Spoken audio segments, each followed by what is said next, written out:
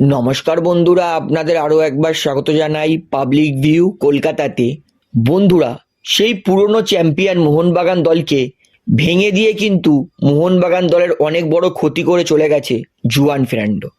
এই মুহূর্তে মোহনবাগান দল থেকে 4টে বিদেশিকে যে বের করেছিল জুয়ান ফের্নান্ডো, তারা 4জনই কিন্তু চমৎকার খেলছে। হাওয়াসের আন্ডারে যেই মোহনবাগান ছিল, মানে এটিকে মোহনবাগান, সেই দলটাকে অপোনেন্টরা ভয় পেত। কি ভয়ঙ্কর দলটাই না ছিল। সেই চ্যাম্পিয়ন দলটাকে ভেঙে দিয়ে চলে গেল জুয়ান ফের্নান্ডো। মোহনবাগান দলের কতটা ক্ষতি করেছেন তিনি দেখুন। এই মুহূর্তে কিন্তু নিজের সেরা ফর্মে আবার ফিরে এসেছে রয় কৃষ্ণা। এই মুহূর্তে আইএসএল এর সর্বাধিক গোল স্কোয়ার হয়ে গেছে এই সিজনের। ইতিমধ্যেই তিনি 9টা গোল করে দিয়েছেন এবং গতকালই তিনি আইএসএল এর থার্ড প্লেয়ার যে 50টা গোল ক্রস করলো।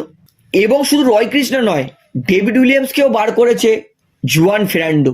ডেভিড উইলিয়ামস এতটাই দুঃখ পেয়েছেন যে তিনি মোহনবাগান দল থেকে বার হয়ে যাওয়ার পরে মুম্বাই সিটি এফসি থেকে অফার করেছিল, কিন্তু শেষমেশ তিনি সিদ্ধান্ত নিয়েছিলেন যে তিনি মুম্বাই সিটি এফসিতে খেলবেন না, তিনি আবার এ লিগে চলে যাবেন।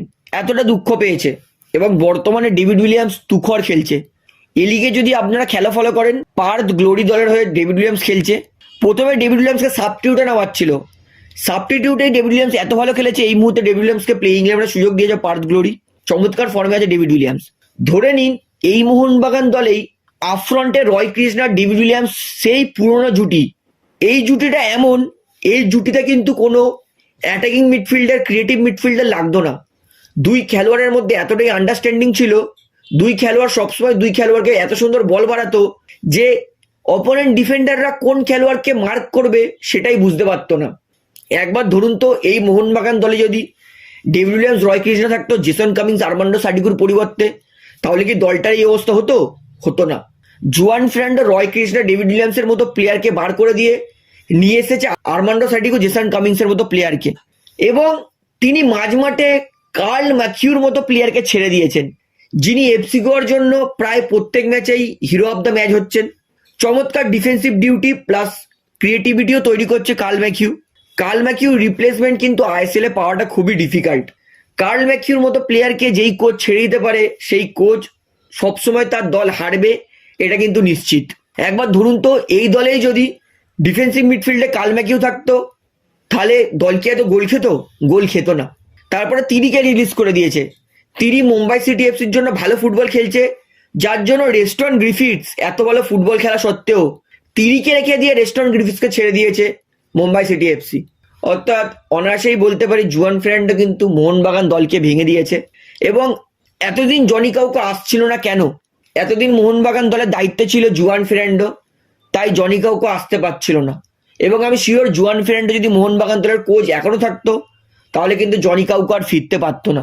জুয়ান ফের্নান্ডো কোচ ছেড়ে দিয়েছে, জনি কাউকে আবার মোহনবাগান দলে ফিরেছে। সমস্ত প্লেয়ারকে তো আর হাওয়াস ফেরাতে পারবে না, কারণ অন্য প্লেয়াররা অন্য দলে চলে গেছে। তো যদি জুয়ান ফের্নান্ডো কোচ থাকতো, তাহলে কিন্তু জনি কাউকে ফিরতো না। হাওয়াস কোচ হয়ে এসেছে বলেই আবার জনি কাউকে ফিরতে পেরেছে। তো আমি এক কথায় বলবো, মোহনবাগান দলের সেই চ্যাম্পিয়ন দলটাকে কিন্তু এক কথায় ভেঙে দিয়ে চলে গেছে জুয়ান ফের্নান্ডো নিজেই। এই টিমেই ধরে নিন তিরি, কার্ল ম্যাথিউ, ডেভিড উইলিয়ামস, রয় কৃষ্ণা, হুগো বুমোস আর দিমিত্রি পেড্রাডস, এই 6টা বিদেশি যদি মোহনবাগান দলে থাকতো, তাহলে কি ভয়ঙ্কর দলটা হতো। এবং সেই সময় এটিকে মোহনবাগানের সময় কিন্তু সেই দলে অত নামি দামি ভারতীয় প্লেয়ার ছিল না।